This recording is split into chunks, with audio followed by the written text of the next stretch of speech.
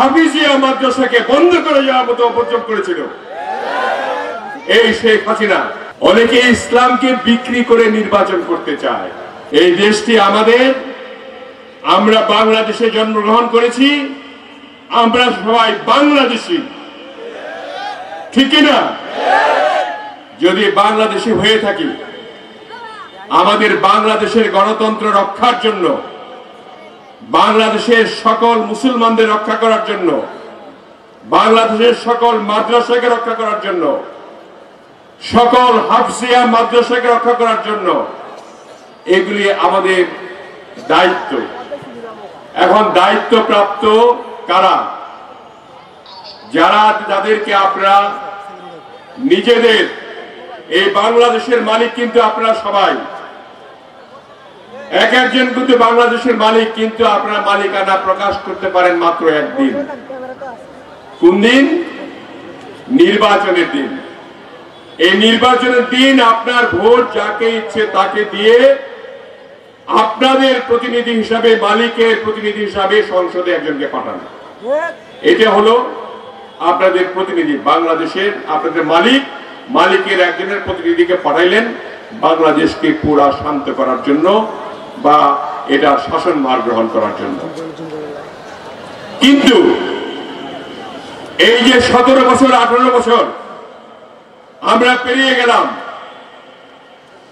সমস্ত মাদ্রাসাকে ঘৃণা করা হয়েছে, অবহেলিত করা হয়েছে, সমস্ত হাফিজিয়া মাদ্রাসাকে বন্ধ করে যাওয়ার মতো অপচয় করেছিল এই শেখ হাসিনা।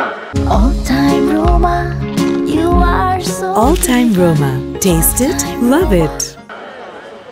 শাপলা চত্বরে হাজার হাজার মুসল্লিকে গুলি করে হত্যা করেছে। সেই আমাদের সেই রক্ত যদি আমরা মনে না রাখি, তাহলে আমরা এই মুসলমান হয়ে লাভ নাই। আমরা মনে হয় ওনার, আমাদের মঈদ খান সাহেব যেভাবে বক্তৃতা বললেন কবিতার ছলে ছলে, সেভাবে হয়তো আমি বলতে পারবো না, কিন্তু আমরা মুসলমান হিসেবে গণ্য হব না যদি আমরা মুসলমান ভাইদের অন্যায়ভাবে হত্যার বিচার চাই।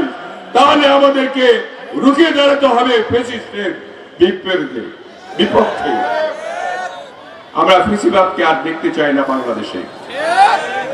আমরা চাই শান্তিপূর্ণ একটা বাংলাদেশ, যে বাংলাদেশে 90% মানুষ মুসলমান। এখন মুসলমান, এই মুসলমানদের ধ্বংস করার জন্য তিনি কিন্তু ইঙ্গিত দিয়েছেন, ইংরেজিতেও বলেছেন, আবার আরবিতে বলেছেন, বাংলায় বলেছেন। আপনারা কতটুকু বুঝেছেন আমি জানি না, আমার বিশ্বাস আপনারা অনুধাবন করেছেন, অনেকেই সবকিছুই বুঝেছেন। এই বাংলাদেশের উপরে থাবা চক্রান্ত, এই যে খাগড়াছড়িতে মারামারি কারা করছে,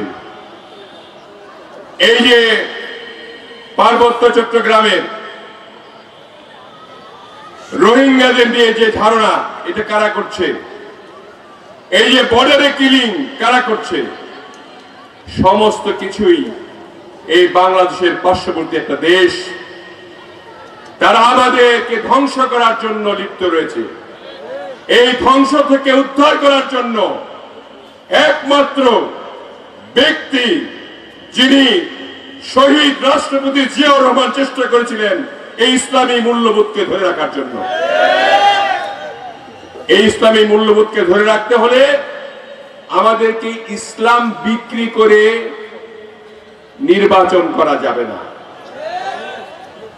অনেকে ইসলামকে বিক্রি করে নির্বাচন করতে চায়।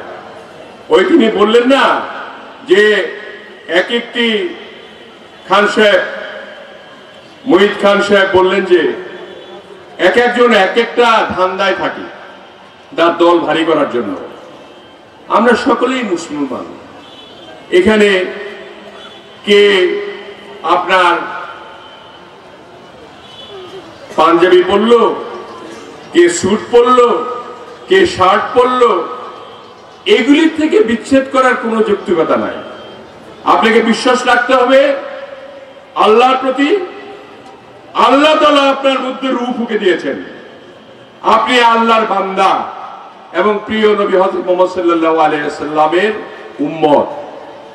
এরা সবাই আমরা মুসলমান। যারা এখানে যারা বিভক্তি আনে, যারা মওদুদি রাজনীতি করে, যারা ইসলামকে বিক্রি করে রাজনীতি করে, তারা আসলে ইসলামের ভালো চায় না। ইসলামকে শক্তিশালী করতে হলে এরকম নেতা নির্বাচিত করতে হবে।